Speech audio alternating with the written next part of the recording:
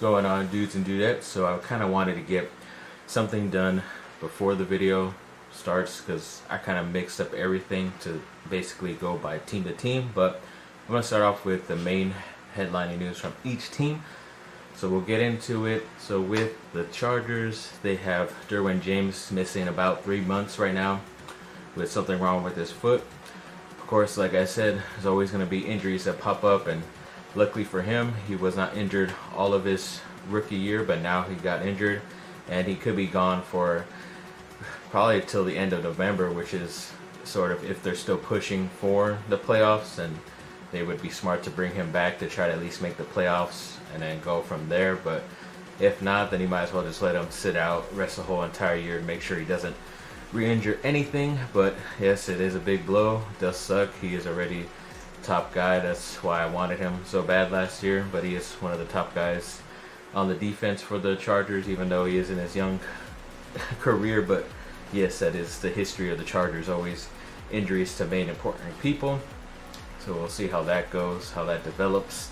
Then also from USC, Bru McCoy, he's still suffering with an illness, a guy who really wanted to go to USC because he was top 10 in the country and from Mater Dei, which is in the Orange County, so close to USC, but dealing with a mysterious illness that they still haven't really reported on officially, or even him or his family have not come out and said exactly what it is, which is kind of interesting. But as of right now, the head coach, Clay Helton, has said that he is doing a lot better.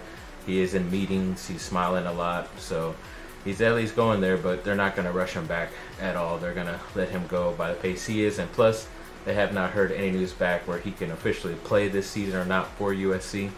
So either way, I just hope he gets off his illness, no matter what it is, and hopefully they can figure it out so he can get better and back on the field for USC, whether it's this year or next year. Then sadly, DeMarcus Cousins tore his ACL this week while working out in Las Vegas with, I guess, LeBron had set up something, but on the Lakers now. But it's tough, lose him for this whole entire time. I mean, there is this like mini possibility chance if they're somehow deep into the playoffs, like Western Conference Finals or the finals, that he could maybe come back and play, but it's an ACL. I don't know if it's still on the same knee where or on the same leg where he messed up his hamstring and tore his Achilles, but that would just suck if it's 100% on the same leg. That would completely suck for that type of player. But even Kyle Kuzma is saying that DeMarcus was part of their big plan going forward in the season. I kind of wish he wouldn't have said shizzle like that, because then now it seems like it's going to be easier to control what the Lakers do, and they're probably going to be forced to make a trade at some point during the season, but we'll see how that develops as well. Then another Charger, Keenan Allen, suffered, I believe it's some type of leg injury also, but he is only out for the preseason, which means the next 2 or 3 weeks, but they say once the regular season comes up, the first game against the Colts, that he should be ready to go. So that's a good enough sign for a guy who in his first 2 or 3 years was always injured for the Chargers, but now he was healthy the past 2 seasons, and hopefully this is just a little bump in the road, nothing too serious. But other Lakers news, right now they're interested in getting Dwight Howard, which is interesting because the one year he was with the Lakers, he freaking sucked, and the Lakers wasted so many first-round picks and all this other stuff on him, and he didn't even bother re-signing back or doing a sign-in trade with some other team, which was just horrible. So that leaves a bad taste in my mouth as far as him being on the Lakers. But As far as them needing a center because of the Cousins injury, then I don't mind it, but I'll tell you a little bit later in the video of who I would prefer them to go after that they're kind of interested in. But yeah, let's get on with the rest of the show.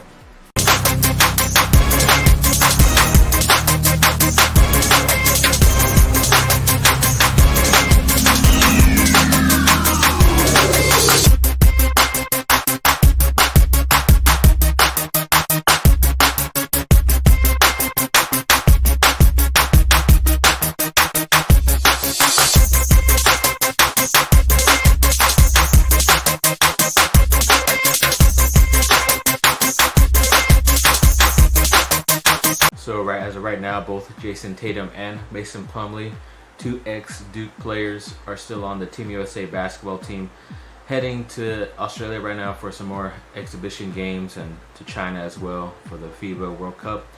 So hopefully they can still be on the team. The last two Duke guys left. Marvin Bagley did leave last time. I think I mentioned that on the video, and I'll tell you later who else is still on there. But yeah, it's pretty cool. Hopefully they can make it. Then Cassius Stanley, a 4-star guard coming into Duke right now this season. It's a lot better than advertised, as they're finding out in their summer workouts. He's definitely a lot more athletic than what I thought, seeing all the videos, but he was already a good shooter, which is what I'm happy about. So bringing the athleticism and already having a shot is very beneficial for a Duke team. So I'm really happy to see how it goes with him. Then Zaire Smith, another top 5-star guy coming out of high school next season or next year for 2020. He listed as top 7 teams, and of course there's USC and Duke in his top 7.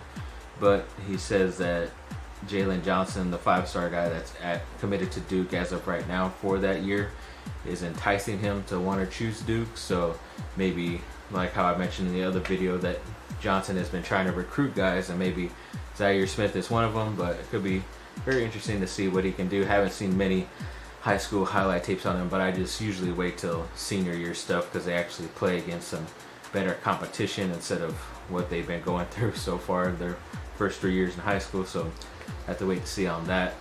Then OJ Mayo, the kind of lost ex-USC guard from a few years ago, who actually got kicked out of the NBA for taking a type of steroid or something like that. That I guess he thought it was just helping him health-wise, but it was, I guess, improving him that it shouldn't have been. So he was banned for 2 years because I guess it was the second time doing it.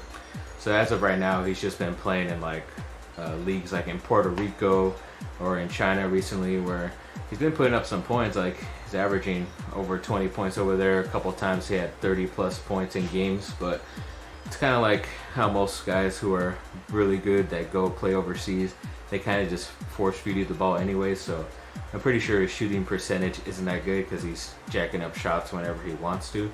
But I mean, he just show that he can still score. So I kind of just average at to half of what he can do in the NBA basically, because he's not going to be a full-time starter. I think he still can make it in the NBA, but it's been a couple years and he still hasn't applied for reinstation into, I don't think that's a word, reinstation, but to be like readmitted into the NBA. But we'll see. Maybe he's just having fun doing whatever he can do over there, and maybe they don't drug test over there as well. Maybe that's why he's staying over there. But USC basketball did get their final win against La Canet or something like that while they're overseas playing their USC basketball stuff. So they had a pretty nice win over there, which is good for them. Now quickly, Lakers news. So they signed Demetrius Jackson. Don't really know the type of details on the contract, whether he's just going to be on their second level team or actually going to be playing. But I remember him, went to Notre Dame, so he played against Duke a lot, and he played very well in the tournament at times, but didn't really get drafted. So we'll see what he can do, if he makes a team or not. Then the other guy I mentioned for Team USA, Kyle Kuzma, is still on the team as well, heading to Australia and contributing very well as those Duke guys. So hopefully they can all make the team, whoever's left on those teams I follow. Then they kind of did a look at the amount of miles that each NBA team is going to have to travel this year based on their schedule, and they're kind of setting it up for the Lakers to have the best, at least as far as the West, because including all the West teams, they're traveling the least amount of times, like amount of miles, the whole entire season. So I mean, you might as well take advantage of it. They might end up playing tougher teams because of that, but you could still take advantage of not being in so many different time zones and having to travel as much as a lot of the other guys. So the NBA is kind of helping you guys out by doing that, so you should at least make the playoffs this year, in my opinion. But we'll have to wait and see how that goes, obviously, if they make a trade or not. Then another guy that I had mentioned that maybe instead of Dwight Howard they can get would be is Kenneth Faried, who kind of got lost in between his time when he was with Denver, and then they kind of stopped using him a lot because there's too many good players at his position. Then he kind of revived himself the last couple years in Houston, and he's still a free agent somehow, but he is undersized, but he can still play that center position because obviously Anthony Davis is being a little B and doesn't want to play the center position, even though that would help out the team a lot more. But just gonna have to go with that, I guess, for right now and try to find a replacement center for the Lakers.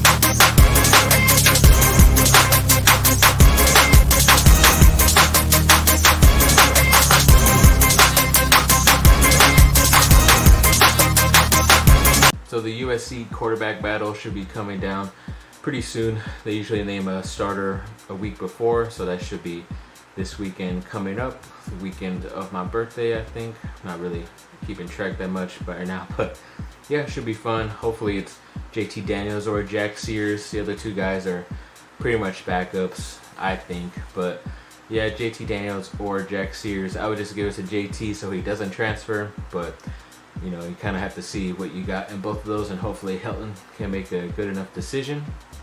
And Marquise Lee, an ex-USC wide receiver, kind of totally forgot that he got injured early last year and he was on the unable to perform list, but he was just recently taken off of that, so hopefully he will be playing at some point this season for the Jaguars. It'll be fun to see. Then, sadly, Cody Kessler, an ex-USC quarterback, got blindsided, tackled by, of course, of all people, Dayton Jones, an ex-UCLA player who just had a free run at him, like nobody blocked him at all, and hit him from behind and injured him, and he had a concussion, so he's out right now as I know. I don't know how long it's gonna be for, but he's gonna be out. Then Jack Jones, an ex-USC cornerback who is a really talented guy out of Long Beach.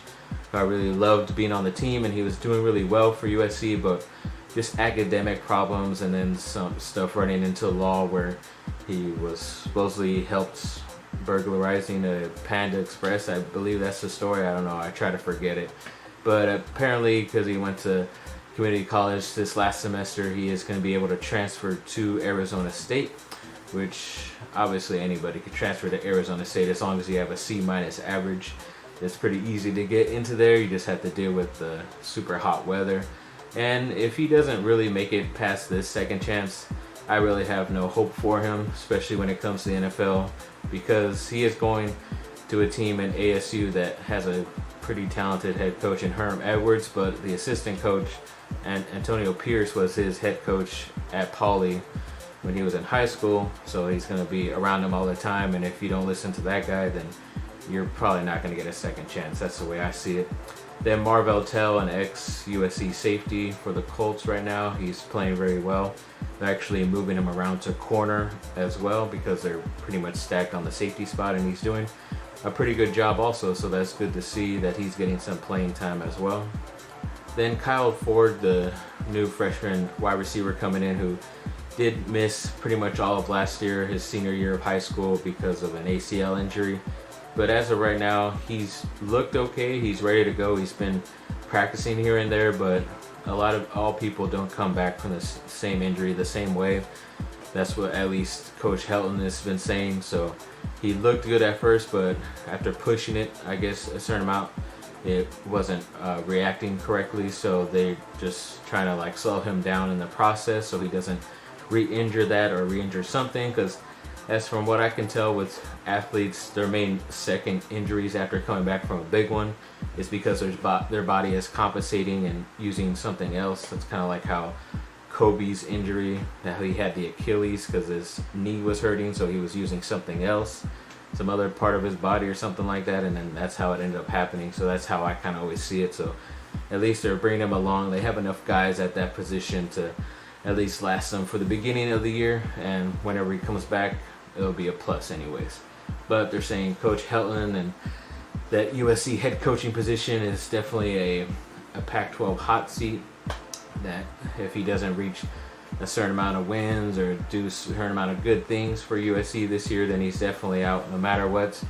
I gave him the benefit of the doubt, like 8 to 9 wins. That's good enough, at least for me. You have a chance to go to a Pac-12 championship depending on how well you do on your side. Then you could also automatically go to a bowl game, so that should be good enough for USC fans. But a lot of people are saying definitely 10 to 11, which is tough. It's possible, but it's still tough. I think they have a chance to do that. That's just if everything goes right and everybody's healthy, but that's usually never the case for USC, so that's why I'm giving him the benefit of the doubt. But if you are going to fire him, go for Matt Campbell from Iowa State, Dino Babers of Syracuse, Jeremy Pruitt of Tennessee. Those are major head coaches that definitely know how to recruit and coach up not as talented players and get the correct result that they want. So those would be my top 3 guys going into the next offseason if they do end up letting go of Coach Clay Helton.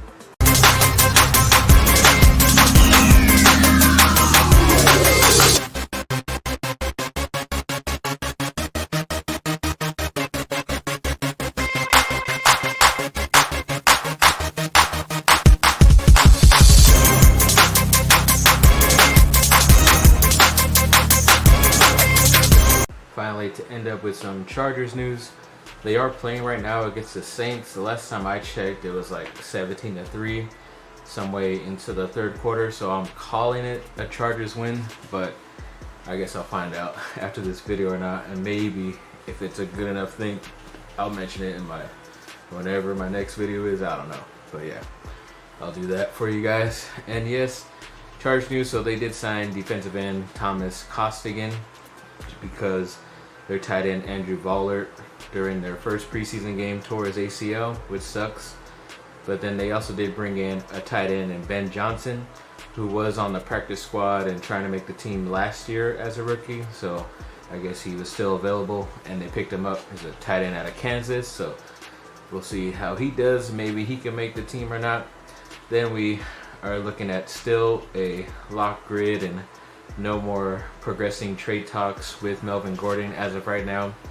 He did say he would take it into the regular season if it were to go that way, but I just think you're effing up your teammates, and you're probably going to get a contract just like Le'Veon Bell did this last offseason with the Jets when he didn't play at all in his last year for the Pittsburgh Steelers. But it's still, I mean, you're going to have a bad taste in your mouth, and not a lot of people are going to like you after that. But if that's what you're really worried about, is the money, which I know every player is, and you know, if they really want to trade, then just tell them to execute it right now instead of waiting and trying to work with you and waiting until the last second and they can't trade you and get nothing in return.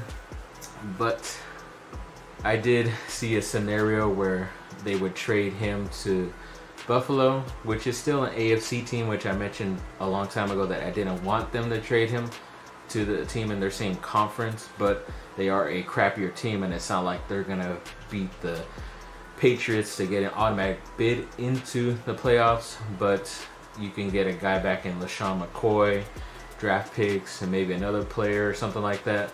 But you guys saw that picture, whatever. But I'd only say this for an aging type of running back like a LaShawn McCoy, because Anthony Lynn, the head coach, was the running backs coach while LaShawn McCoy had his best seasons in Buffalo. So it's obvious that he brought something good in him. And plus, you're only going to have him for 1 year anyways, and you can decide if you want to keep him or not. And then you'll also have that higher draft pick in a first round, second round, or third round to go after a running back if you wanted to. I just think it could be a good thing, but I'm also hearing too that before I made this video and kept that thing that they're gonna probably, he might be a guy that the Buffalo Bills might cut anyways. So you could look for him in the free agent market if he really wants to, if that ends up happening. so you don't have to trade away Melvin Gordon. But very interesting thing that might be happening for Chargers and Chargers fans. But for Phillip Rivers, he does not want to have any contract talks till after the season because he wants this one to run out, because I guess you don't want an extension on this one. You just want to go by and see probably like a yearly basis to see if he still wants to play or not. I think you should just give it up, buddy. Let us move on finally, please. But that's just my opinion, of course. Then they're saying their first round pick, Jerry Tillery, has been showing a lot of glimpses in practice and everything like that. But as for me, he hasn't touched the field yet, so it really doesn't mean anything. And if you can't make the field in preseason, then there's definitely something wrong. But he might have been able to play today against the Saints, so I don't know. I'll have to watch the highlights to see if he did or not, see how he did. I'll update on that. But yes, a guy I'm really critiquing because he was a first-round pick who I really wasn't interested in.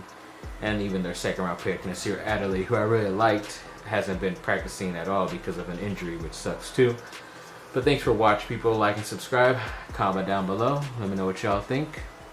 And yeah, I know if you hear a fan in the background, I'm sorry. It's warm in here. Your mama doesn't allow me to use the AC, so you just have to blame her for that. But thanks for watching and have a great rest of your day.